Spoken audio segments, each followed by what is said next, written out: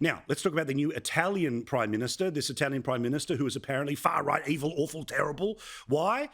Because she's of the centre-right. In fact, the media have lost their brain and they have decided that this is Mussolini in a skirt. Voters in Italy tomorrow appear poised to make a hard right turn. The woman expected to become prime minister leads a party with roots in neo-fascism. The hallmarks of Italian fascism, like this motto: God, fatherland, and family. A far-right political party whose roots go back to post-World War II neo-fascists. Far-right political party whose roots go back to post-World War II neo-fascists. Roots in Italy's post-war fascist movement. Roots in Italy's 20th century neo-fascist movement. Are you scared yet? Are you scared yet? Somebody who doesn't love the EU is in charge of one of its biggest economies. Are you scared yet? Now, you should point out that if you actually know anything about Italian politics, and let's be honest, we've all Googled it in the past 24 hours, most of these governments only last about 18 months. They're always coalitions and eventually someone will end up in jail. So let's not pretend that this is some new destabilising force in Italy. But I thought I would go and find, not from a alt-right, but from a obviously left-wing news source, exactly what are the things that she said that make her alt-right, Mussolini in a skirt. So we went to Al Jazeera. You can watch them through the night on ABC because, you know, that makes sense. Now, what has she said? She says her name. She says she's a woman. She says she's a mother. She says she's Italian. She says she's Christian. Ooh! Or what about yes to natural families, no to the LGBT lobby, yes to sexual identity, no to gender ideology, yes to the culture of life, no to the abyss of death. Ooh, how dare you? No to the violence of Islam, yes to safer borders, no to mass migration. This lad is crazy. And of course, as you heard, her bumper sticker reads, God, family, homeland. Ooh, so frightening, isn't she? Joe Hildebrand is already quaking in his boots. You can hear him on 2GB this week. Read him on skynews.com.au. Mark Latham is the leader of One Nation in the New South Wales Parliament, and I'm pretty sure any of those would apply to a thumping run that you're going to have next March. And Jacinta Nampijinpi-Price, of course, joins us, the senator from the Northern Territory. I mean, how frightening is this woman, Mark? I mean, God, faith, family, Christian. I mean, how many trigger words can she put into one campaign? Well, Paul, she's so frightening, she actually believes in ending the European energy crisis, keeping the lights on, keeping their industrial base, keeping their manufacturing, by going back to fossil fuels and nuclear energy, reliable baseload power. So they can call her whatever they like, but at least her people, her country, will have the lights on under those policies, while the others, of course, will be very much in the dark.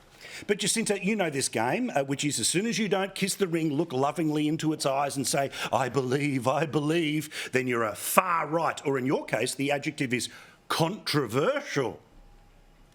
Oh, I'm so controversial. Isn't it amazing that the world we live in right now regards anybody with a little bit of common sense as controversial? I've been described as the darling of the far right and, all these other wonderful titles. But this is the world that we actually live in. I'm more concerned about the fact that, this is the world we're living in. And if you look at the US media, it's as if they've got one script writer and that script is shared amongst the different media outlets. And it's that sort of, it's what Labor does in the Senate chambers and in the House, where they just repeat the same thing over again, even if it's a farce. And then it becomes the truth. Somehow it becomes the truth, or at least that's what they hope to expect out of repeating, what they believe in over and over again. Just because you repeat it over and over again does not make it the truth. Well, I keep saying it and I stand by it, right? Which is the truism that they think they've got Jedi mind trick powers. This is not the leader you are looking for. This is not the leader you are looking for. Do not vote for this person or you too will be far right. But it's a good point that Jacinta makes there, Joe, which is that the blanket coverage, let's be honest, all the people sitting around newsrooms in the United States had to Google, like everyone else, the Italian political system in the past 24 hours, and they all concluded exactly the same thing about a Sheila who, I'm sorry, what has she said or done that is Mussolini-esque, who last time I checked was involved in a world war? Yeah, I find this sort of stuff really weird. I think look, this is something, to be honest, that the elite cultural left does, as opposed to the sensible centre left. But the elite cultural left, the university left, the inner city left, whatever you want to call them, the woke left, do all the time. Firstly, they assume that working class people and normal people are really, really stupid, and so they get manipulated by some Jedi mind trick that's performed by Donald Trump or Rupert Murdoch or whatever. They can't speak for themselves. So they'll go after Meloni, for example, ignoring the fact that millions and millions of Italians voted for her, not a majority necessarily, but a very substantial minority. It's like the Labor Party here, 33%. Great primary vote. And we'll talk about that in just 1 second, in fact. Congrats. But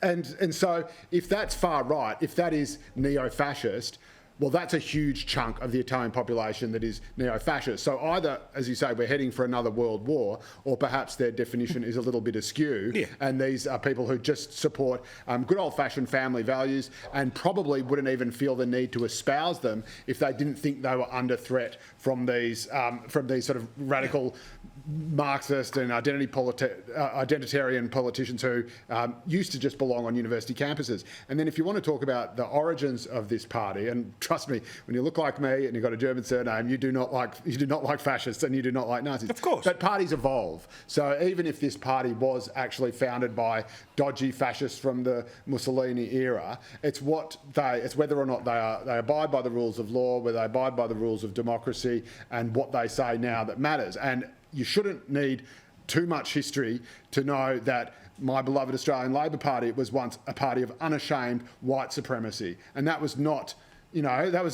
during the Civil War in the United States. That was last century. That was in the 20th century. I mean, look at Alba. He went from being a good old-fashioned socialist to now the greatest leader of all time. And that, famously, we had the White Australia policy right up until the second half of the 20th century. My favourite ex-Prime Minister, Paul Keating, in his famous maiden speech to Parliament, said he thought it was absolutely terrible that there were women in the workforce.